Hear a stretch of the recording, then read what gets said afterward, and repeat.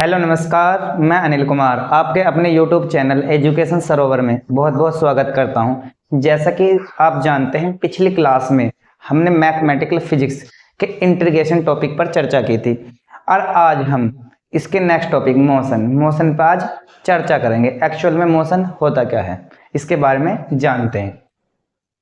Motion,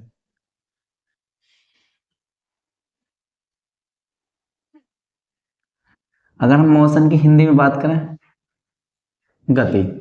देखो, actual में motion क्या है? अगर कोई चीज समय के साथ परिवर्तित हो रही है वो मोशन है।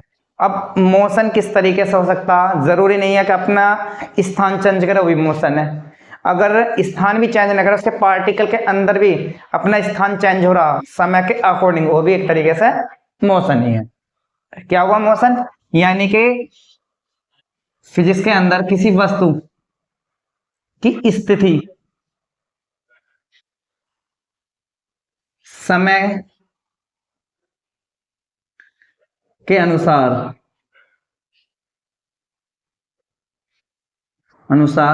परिवर्तित होना।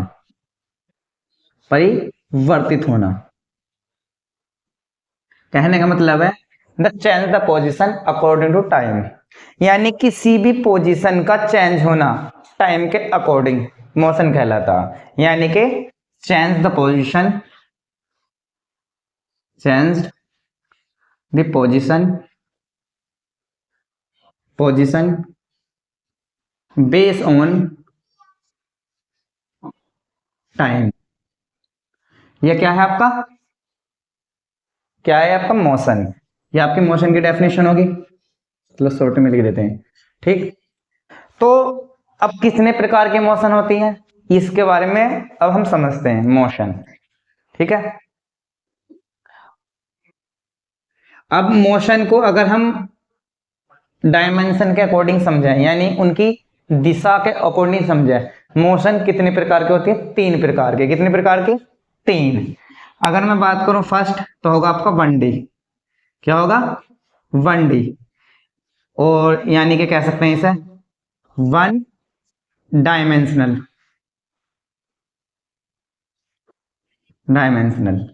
क्या हुआ? 1D, 1 डायमेंशनल, यानी हिंदी में बोलते हैं एक विम में, एक विम में 1D की होगी। अगर हम बात करूं इसके दूसरे टाइप की, ये केवल किसके अकॉर्डिंग है? ये है डायरेक्शन के अकॉर्डिंग। किसके अकॉर्डिंग? डायरेक्शन के।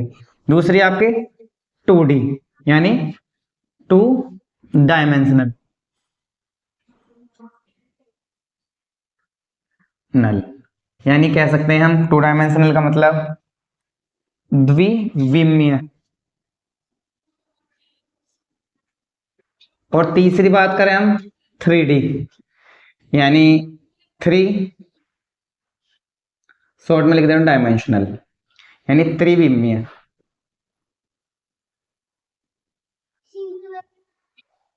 त्रिविमीय। अगर हम बात करें डायमेंशनल यानी एक विमीय, एक विमीय का मतलब यह है, जैसे आपने गांव या शहर में या स्कूल वगैरह में आपने नट होते, नट यानी एक्रोबेट जो होते हैं, उनके तमाशे देखे होंगे। तो तमाशों में आपने एक लड़की को रस्सी पर चलते हुए देखा होगा। कैसे? लड़की को रस्सी पर चलते हुए देखा होगा। तो लड़की जो रस्सी पर चल रही है, उसकी जो मोशन है वो कैसा है? एक विमीय। क्यों? क्योंकि वो केवल एक ही डायरेक्शन में चल सकती है, या तो आगे को चल सकती है या पीछे को चल सकती है। कैसे? देखते हैं हम। ये आपका एक तरीके से स्टैंड बना होता है इस तरीके से, और ये आपकी रस्सी बंधी होती है, ठीक। अगर मैं बात करूं रस्सी की, यानी कि लड़की की, एक्रोबेट की, ये एक्रोबेट है, ये एक्रोबेट होगी, ठीक है। तो ये जो डायरेक्शन है इसकी, या तो ये हो सकती है या पीछे को आ सकती है, इससे अलावा तो है नहीं। तो इसका मतलब क्या हुआ? इसकी जो डायमेंशनल है कैसे हुई? 1 डायमेंशनल, यानी एक विमीय गति होगी। अगर हम हिंदी में समझें तो इसका एग्जाम्पल क्या हुआ आपका, कि इस प्रकार की गति जिसमें किसी भी ऑब्जेक्ट को गति करने के लिए सिर्फ एक ही दिशा हो या एक ही दिशा की आवश्यकता हो, क्या कहलाते हैं? आपका एक विमीय गति कहलाती है। जैसे, यानी केवल एक दिशा की आवश्यकता, लिख देते हैं आवश्यकता।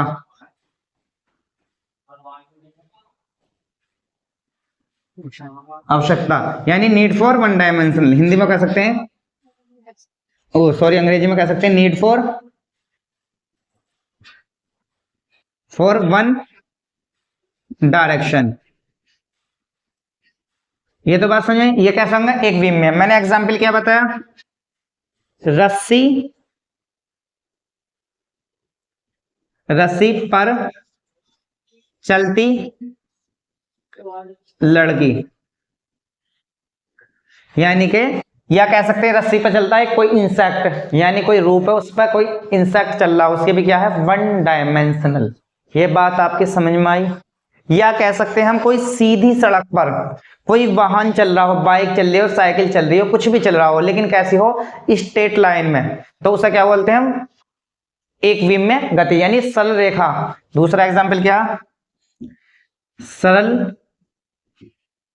रेखीय, सरल रेखीय अंग्रेजी में क्या बोलते हैं, straight line path, straight line path गति। समझ में आया आपके, कहने का मतलब मेरा यह है कि जिसमें केवल एक डायरेक्शन की आवश्यकता हो, या हम चलने के लिए सिर्फ एक डायरेक्शन के लिए मजबूर हों, चाहे आप रस्सी पर चलती लड़की का एग्जाम्पल देख लो, या आप स्ट्रेट लाइन में कोई मोशन करता हुआ वाहन या पार्टिकल, या कह सकते हैं कोई ऑब्जेक्ट। ये बात आपके समझ वन डायमेंशनल की। अब बात करते हैं हम टू डायमेंशनल। अब टू डायमेंशनल का मतलब क्या है, जिसमें कितनी नीड हो, यानी रिक्वायरमेंट कितनी डायरेक्शन की हो, केवल टू डायरेक्शन, यानी कि मोशन करने के लिए, यानी नीड फॉर, अब शॉर्ट में से नीड फॉर कितना, यानी आवश्यकता कितने को, टू डायरेक्शन। अब यानी कि दो दिशाओं की आवश्यकता हो। कहने का मतलब यह है, जैसा कि अगर आप किसी पार्क में चल रहे हो, पार्क यानी पार्क में आप सीधे चल रहे हो, तो उसमें आप सिर्फ दो डायरेक्शन के लिए चल सकते हैं, या तो लेफ्ट या स्ट्रेट। कहने का मतलब मेरा यह है कि आप इस पार्क में चल रहे हो, ये आपका पार्क है, कैसा पार्क है, आयताकार है, रेक्टेंगुलर है, ठीक है। तो मैं आपसे बात करूं, जैसा आप यहाँ पे हो, ये हो, तो आप ऐसे चल रहे हो, या तो आप ऐसे जा सकते हो, या जा सकते हो आप सीधे। तो कितनी डायरेक्शन होगी, अगर मैं इसे x कहूं, इसे y कहूं, तो कितनी डायरेक्शन की आवश्यकता हुई, दो की। तो कैसी गति हुई, टू डायमेंशनल मोशन, या कह सकते हैं द्विमीय गति, ठीक है। किसी पार्क में या किसी मेज पर चलता हुआ इंसेक्ट क्या कहलाएगी, आपके दो विमीय गति। ये बात आपके समझ में आई। अब बात करते हैं हम त्रिविमीय, उसको मैं यहां समझा देता हूं, त्रिविमीय। अब 3D यानी त्रिविमीय। आप सोच रहे होगा कि त्रिविमीय क्या है भाई, किसी भी गति करने के लिए कितनी डायरेक्शन की जरूरत पड़े, तीन डायरेक्शन की, उसे क्या बोलते हैं, त्रिविमीय गति बोलते हैं। अब इस यानी need for three dimension, need for three dimension कह सकते हैं, नीड फॉर थ्री डायरेक्शंस। अब ऐसे आप एक एग्जांपल बताओ भाई, तीन, देखो इंसान हो गए तो टू डायमेंशनल हो गया, और क्या कह सकते हैं हम, अब रस्सी पर चल रहे हैं या स्ट्रेट लाइन, वन डायमेंशनल होगा। थ्री डायमेंशन का एग्जांपल है आपका सबसे अच्छा एग्जांपल क्या, पक्षी यानी बर्ड्स। जितने भी बर्ड्स होते हैं वो कितने, कौन सा मोशन करते हैं, थ्री डायमेंशनल, यानी कि त्रिविमीय गति कह सकते हैं। कैसे, ये आपके पास बर्ड है, ये आपके पास कोई बर्ड है इस तरीके से, सॉरी मैंने बर्ड का फोटो बना देता हूं मैं। ये आपके पास पक्षी है, ये आपका पक्षी है, या एरोप्लेन मान सकते हो। तो ड्राइंग इतनी अच्छी नहीं है मेरी, देख लेते हैं आप। तो ये चलने के लिए एक तो सीधा जा सकता, और या पीछे, एक दो डायरेक्शन ये होगी, ये तो बात समझ में आती है। अब एक डायरेक्शन होगी इसकी ऊपर के लिए, एक डायरेक्शन होगी नीचे के लिए। कैसे, इसे बोल सकते हैं टॉप, और इसे बोल सकते हैं बॉटम, बॉटम, ठीक। यानी एक ऊपर के लिए होगी एक नीचे के लिए होगी। अब ये तो दो डायरेक्शन होगी, तीसरी क्या होगी, या तो ये लेफ्ट जा सकता है या अपने राइट जा सकता है। अगर मैं इसे वाई कहूं, इसे एक्स कहूं, तो इसे क्या कहूंगा, जेड। तो कितनी डायरेक्शन होगी इसके पास, होगी तीन। कितनी डायरेक्शन होगी इसके पास, होगी तीन डायरेक्शन। अब इसके एग्जाम्पल क्या हो सकते हैं, एक तो ये तो किसकी गति होगी, आकाश में उड़ते पक्षी की गति। पक्षी का एग्जाम्पल दिया, आकाश में उड़ते पक्षी की गति। गति कहने का मतलब ये है, the motion of bird, the motion of bird, ये sorry, birds motion in the sky, यानी आकाश में उड़ते पक्षी की गति। ये बात सही है। और ऐसी गति किसमें कर सकते हैं, समुद्र में तैरती मछली की गति, मछली की गति। अब ये कैसे, देखो ये मछली है, ये मछली होगी, ये आपके ऐसे जा सकती है, ऊपर नीचे जा सकती है, और कैसे जा सकती है, अपने लेफ्ट और राइट जा सकती है। तो इसका मोशन कैसा होगा, इसका भी होगा आपका थ्री डायमेंशनल। ये बात आपके समझ में आई। मैंने आपको मोशन की डेफिनेशन और ये आपको समझा दिया। और अब बात करेंगे हम किस पे, only for one dimensional motion पे। ये बात समझ में आई, इसे आप नोट कर सकते हैं, ये स्क्रीनशॉट ले सकते हैं। रफ करता हूं,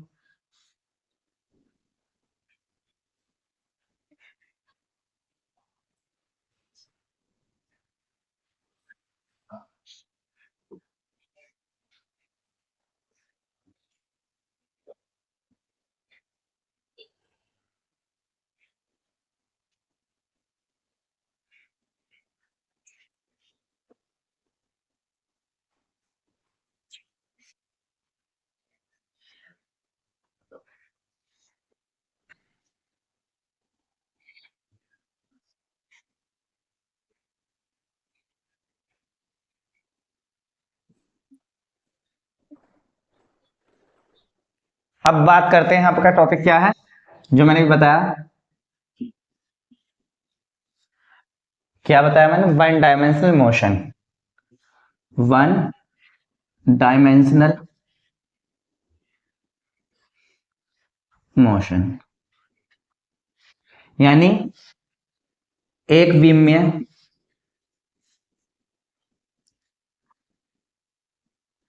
गति, या कह सकते हैं हम इसे, दूसरा नाम क्या कह ले सकते हैं हम इसका, क्या ले सकते हैं दूसरा, सरल रेखीय गति, सरल रेखीय गति, इंग्लिश में स्ट्रेट लाइन मोशन या लीनियर मोशन कह सकते हैं हम। तो इसमें मैंने अभी बताया कि केवल इस प्रकार का मोशन जिसमें केवल वन डायरेक्शन यानी एक ही दिशा की आवश्यकता होती है, हमारा क्या कहलाता, वन डायमेंशनल मोशन। इसे मैं आपको समझा चुका हूं। अब हम बात करते हैं इसका डिस्टेंस, डिस्टेंस यानी कि इसे बोलते हैं दूरी।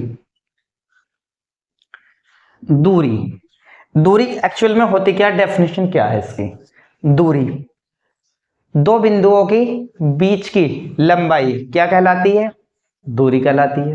कहने का मतलब मेरा यह है, आपका पॉइंट ये है, ये ए है, ये बी है, इसके बीच की लंबाई क्या है आपकी 2 मीटर है।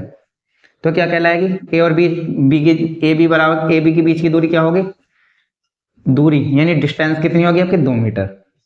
अब ये तो बात सही है, लेकिन अगर मैं बात कहूं सी, तो सी कितनी होगी, अगर ये 5 है तो कितनी हो जाएगी, ए से बी और बी से सी की कितनी हो जाएगी, 2m प्लस 5m, यानी कितने हो गए 7 मीटर। ये बात आपके समझ में आई। कहने का मतलब यह है दो बिंदुओं की बीच की लंबाई क्या कहलाती है? आपकी दूरी। यानी अगर मैं डेफिनेशन की बात करूं, length of two point, two point is called distance, is called distance, distance. यानी हिंदी की बात करें, दो बिंदुओं, two between two point, between two point sorry, के बीच की लंबाई, के बीच की लंबाई क्या कहलाएगी? आपकी दूरी। ये बात समझ में आ गई? और आप एक बात बताइए मुझे, दूरी, आप यहाँ से मेरठ, हम गढ़मुक्तेश्वर में रह रहे हैं, तो मेरठ से गढ़ या गढ़ से मेरठ कितनी दूरी होती है? 45 किलोमीटर। तो कहीं इसमें आपने सुना कि डायरेक्शन है? नहीं भाई, आप ऐसे कह रहे कि पूर्व से पश्चिम से, ऐसे तो बात कर ही नहीं रहे। तो इसका मतलब दूरी क्या हुई आपकी? एक अदिश राशि है। कैसी राशि है? अदिश, या कह सकते हैं स्केलर। क्या कह सकते हैं इसका? स्केलर। कैसी क्वांटिटी है? स्केलर राशि है। ये बात आप समझ में आई? अब हम बात करेंगे दूरी के मात्रक के बारे में। ये आप नोट कर लीजिए, दूरी के मात्रक क्या क्या हो सकते हैं। ठीक,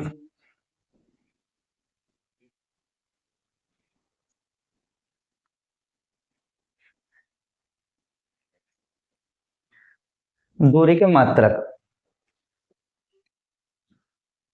दूरी के मात्रक यानी कि unit of distance, units of distance. अब यूनिट ऑफ डिस्टेंस क्या हो सकते हैं? अब मात्रक को भी हम दो टाइप से बांट सकते हैं, क्योंकि हमारे पास दो सिस्टम्स हैं जो ज्यादातर यूज होते हैं, एक तो सीजीएस और एक एमकेएस। जो अगर हम बात करें ऐसे तो दूरी के बहुत सारे मात्रक हो सकते हैं, तो एमकेएस और एक कौन सी सिस्टम हमारा? सीजीएस। देखो दोनों अलग अलग सिस्टम्स है। तो दूरी का मात्रक इसमें क्या होगा? एमकेएस में मीटर, क्या होगा? मीटर। और इसमें क्या होगा? सेंटीमीटर। और इसका नाम क्या है? मीटर किलोग्राम सेकंड, उसका है सेंटीमीटर ग्राम सेकंड। अगर हम बात करें इसके सबसे, भाई इसका सबसे लार्जेस्ट यूनिट क्या है? लार्जेस्ट यूनिट, इसकी लार्जेस्ट यूनिट है पारसेक। क्या है? पारसेक। किसकी? हमारी लेंथ, लेंथ की सबसे बड़ी यूनिट है पारसेक। और कितनी होती है? 3.26 10 की पावर 16 मीटर ये होती है। अगर हम बात करें इसकी स्मॉलेस्ट,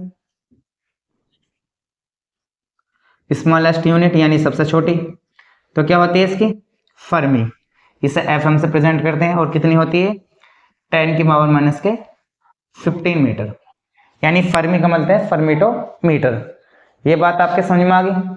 तो हम एमकेएस और सीजीएस में अब दिक्कत ये आती है कि हम ज़्यादा एमकेएस यूज करें, सीजीएस यूज करें। लेकिन हम एक बात बताएं कि जो हमारी एमकेएस है ये इंटरनेशनल सिस्टम है। तो जितनी भी आपकी यूनिट्स हैं या जितनी भी आपको फिजिक्स में, डेरिवेशन में या किसी न्यूमेरिकल में वैल्यू यूज होती हैं, वो कैसे होती हैं? एमकेएस में। तो अधिकांश हम किस में बदलेंगे?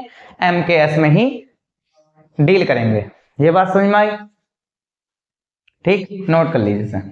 अब बात करते हैं डिस्प्लेसमेंट। किसकी बात करते हैं? डिस्प्लेसमेंट।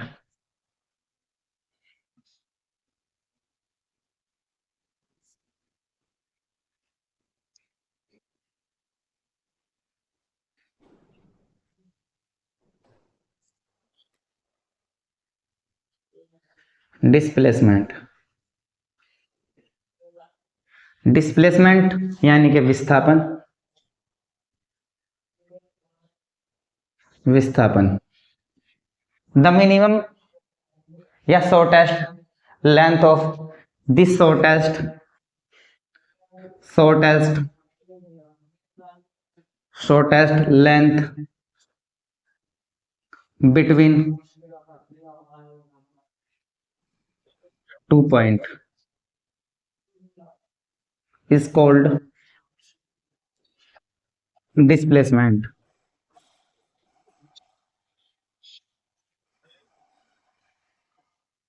कहने का मतलब मेरा यह है कि दो बिंदुओं की सबसे शॉर्टेस्ट डिस्टेंस या शॉर्टेस्ट लेंथ कितनी है, वो हमारा डिस्प्लेसमेंट है। ये तो बात समझिए। अब फिर दूसरी बात, डिस्प्लेसमेंट में हम फाइनल और इनिशियल पॉइंट के बीच की जो वो होती है लेंथ, उसे क्या बोलते हैं? डिस्प्लेसमेंट बोलते हैं। कहने का मतलब हिंदी में क्या कह सकते हैं? दो बिंदुओं की न्यूनतम दूरी, बीच की दो बिंदुओं के बीच की न्यूनतम दूरी, न्यूनतम दूरी, दूरी नहीं सॉरी, लंबाई कह सकते हैं। क्या कहलाएगा आपका? या दूरी भी कह सकते हैं। क्या कहलाता आपका? डिस्प्लेसमेंट। अब डिस्प्लेसमेंट मतलब क्या है? जैसा आप ए है और ये बी है, ये सी है, तो ए बी और सी। अब यहां से ये कितना 3 और ये कितना है आपका 4 मीटर। अगर मैं बात करूं आपसे डिस्प्लेसमेंट की, तो डिस्प्लेसमेंट कितना होगा यहां से मिनिमम बतानी है। तो इसका इनिशियल पॉइंट तो ये है, यानी प्रारंभिक एक्स नॉट, और फाइनल क्या एक्स सी, यानी एक्स से बच सकते हैं और एक्स सी। तो अगर हम क्या निकालें डिस्प्लेसमेंट, तो क्या होगा एक्स सी माइनस एक्स ए, ये तो हो गया, यानी दोनों के बीच की डिस्टेंस। तो कितनी होगी मिनिमम डिस्टेंस? ये होगी या ये होगी 3 और 4 7, और ये आपका एक तरीके से ट्रायंगल बनेगा तो कितना बनेगा 5। क्यों? पाइथागोरस फिर में यही तो कहती है, ठीक। तो ये कितना होगा 5। तो मिनिमम डिस्टेंस कौन सी है? ए से सी। तो इसका मतलब क्या होगा ए सी, क्या होगा ए सी, क्या होगा इसका डिस्प्लेसमेंट होगा। ये बात आपके समझ में आई या नहीं आई? यानी दो बिंदुओं के जो बीच की दूरी है वो भी कैसी मिनिमम, तो क्या कहलाएगा आपका डिस्प्लेसमेंट। आपने समझा कि अगर आप इधर को चलते हो तो 3 मीटर, इधर को चलते हो 4, टोटल मिलाकर 7, और इधर से चलते हो 5, इनमें से मिनिमम कौन सा यानी कम कौन सा 5, तो 5 क्या होगा इसका डिस्प्लेसमेंट। ये बात समझ में आ गई। तो कहने का मतलब मेरा यह है कि दो बिंदुओं की जो शॉर्टेस्ट डिस्टेंस होगी वो क्या कहलाएगी आपकी डिस्प्लेसमेंट। और डिस्प्लेसमेंट की क्वांटिटी कैसी है? ये है वेक्टर। कैसी है? वेक्टर, यानी कि सदिश। और सदिश कैसे है? क्योंकि आप डायरेक्शन का इन्वॉल्वमेंट हो रहा। क्यों?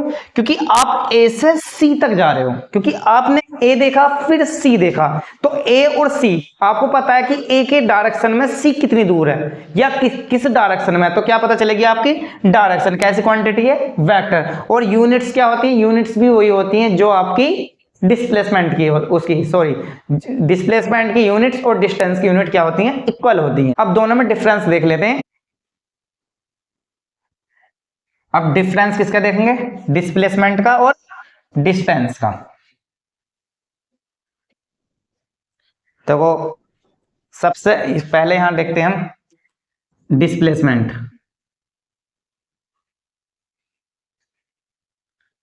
यानी कि विस्थापन, डिस्टेंस, डिस्टेंस यानी कि दूरी।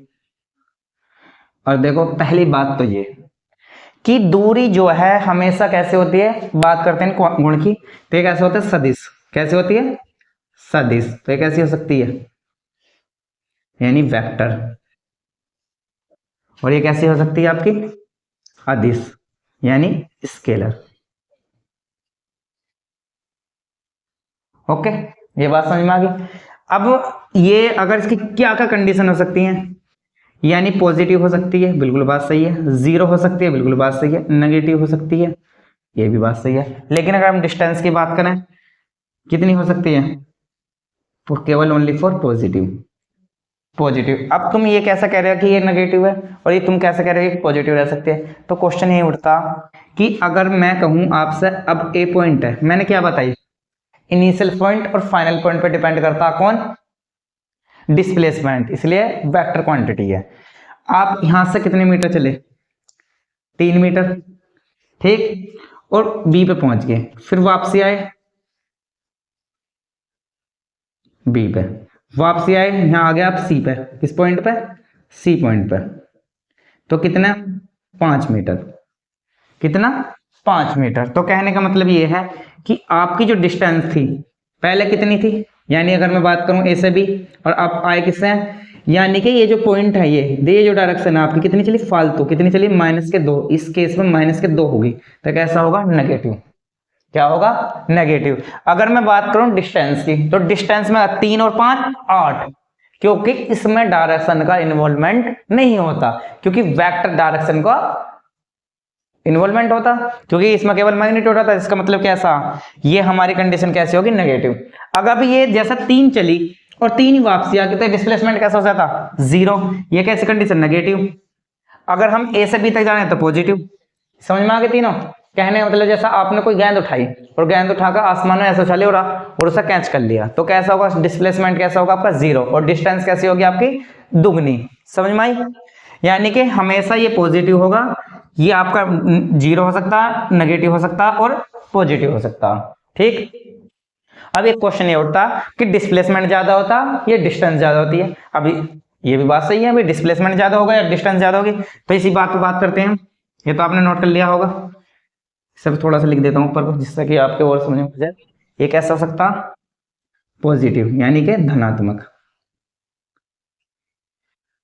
ये नेगेटिव यानी ऋणात्मक, कोमा पॉजिटिव, कोमा 0, ठीक। अब ये बात आती है कि दूरी और हमारा क्या है, यानी डिस्प्लेसमेंट। दूरी जो है हमेशा इससे बड़ी होगी या बराबर होगी किसके, विस्थापन के। अब यू कैसे, अभी समझाते हैं। या कह सकते हैं हम दूरी अपॉन विस्थापन का जो अनुपात होगा 1 के बराबर हो गया, 1 से बड़ा होगा। इसका उल्टा भी सही है, विस्थापन अपॉन दूरी इवन। अब इन तीनों चीजों को मैं समझाता हूं। आप एक बात बताइए मुझे, आप यहां पे थे, ये ए था और यहां थे बी। आप यहां से यहां तक चले, कितने मीटर चले, 5 मीटर चले। तो ए से बी तक डिस्प्लेसमेंट दूरी कितनी होगी, दूरी होगी आपकी 5 मीटर, यानी और विस्थापन ये भी आपका 5 मीटर। तो कैसे हुए, यानी इसका मतलब क्या हुआ, दूरी बराबर किसका होगी, विस्थापन के। किस वाले केस में, इस वाले केस में। अब ये केस कैसा है, यह है सरल रेखीय। कैसा है, सरल रेखीय, और केवल एक डायरेक्शन में। बात समझ में आती है। अब जैसे ही ये तो बात समझ में आ गई आपके कि डिस्प्लेसमेंट दूरी बराबर होगी। अब जैसे ही आप यहां पर आए, यहां पे 1 मीटर चल रही है, कितने मीटर चल रही है, 1 मीटर। अब दूरी कितनी होगी, यहां पर दूरी कितनी हुई भाई, दूरी होगी 5 + 1 कितनी होगी, 6 मीटर। और विस्थापन कितना हुआ, 5 - 1 क्योंकि माइनस में चला, डायरेक्शन चेंज होगी, तो कितना हुआ, 4 मीटर। तो ये केस कौन सा होगा, यानी ये केस होगा आपका दूरी ग्रेट होगी किससे, विस्थापन से। यानी दूरी को डिस्प्लेसमेंट बोलते हैं, ओ सॉरी, दूरी को डिस्टेंस और विस्थापन को डिस्प्लेसमेंट। ये बात समझ में आई। कहने का मतलब ये है दूरी ज्यादातर विस्थापन के इक्वल हो सकती है, कब, जब आपके स्ट्रेट लाइन में सिर्फ एक ही डायरेक्शन में मोशन हो। लेकिन डिस्प्लेसमेंट कम कम होगा जब आपका मोशन, यानी कि आपका मोशन चेंज हो जाएगा, डायरेक्शन चेंज होने पर मोशन भी आपका चेंज हो जाएगा और डिस्प्लेसमेंट क्या हो जाएगा आपका, कम हो जाएगा, डिस्टेंस है जो मैंने केस आपको दिखा दिया। क्यों, क्योंकि आप ए से बी तक है, दूरी और विस्थापन बराबर था। जैसे ही बी पे ए पे आए, बी से ए की तरफ चले 1 मीटर, तो दूरी तो होगी आपके 5 + 1 क्या होगा, 6 मीटर। और विस्थापन कितना, 5 - के 1 यानी 4 मीटर। यानी कंडीशन कौन सी होगी, ये वाली और ये वाली, दोनों को एक साथ मिलने के बाद ये कंडीशन हो सकती है। और अगर मैं विस्थापन को डिवाइड करूं तो ये कंडीशन हो जाएगी, अगर दूरी को डिवाइड करूं तो ये कंडीशन हो जाएगी। ये बात आप नोट कर लीजिए और इसका स्क्रीनशॉट ले सकते हैं आसानी से। कितने मिनट की होगी, 30। तो एक बस यहीं रहने देते, नहीं एक एग्जाम्पल करा देता हूँ। अब इन पे बेस एग्जाम्पल कराता हूँ जिससे कि आपके वो, तो ये समझ में आ गया। अब इन पे मैं एग्जाम्पल कर देता हूँ डिस्प्लेसमेंट और डिस्टेंस पे, ठीक है। क्वेश्चन है, सिंपल क्वेश्चन है जिससे आपके डिस्टेंस और डिस्प्लेसमेंट क्लियरली हो जाएंगे।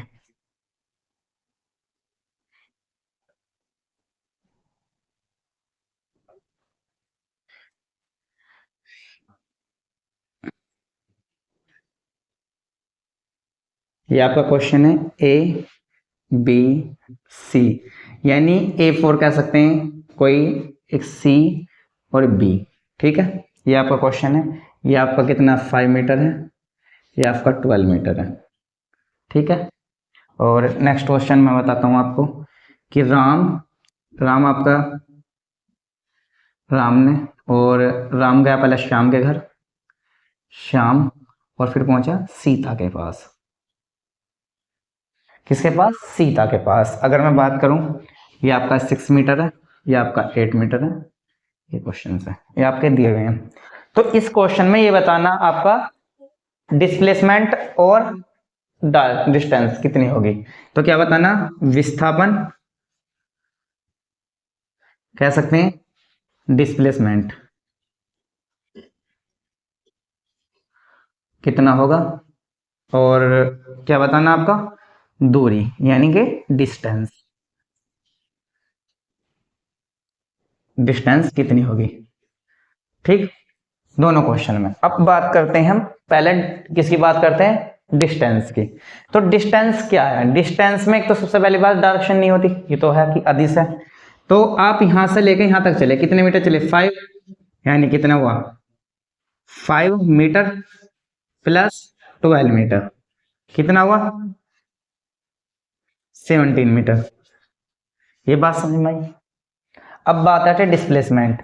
अगर मैं डिस्प्लेसमेंट की बात करूं तो डिस्प्लेसमेंट की जो मिनिमम डिस्टेंस है वो यहां से यहां तक ही तो है, कितनी है, यहां से यहां तक है। तो डिस्प्लेसमेंट कितना होगा,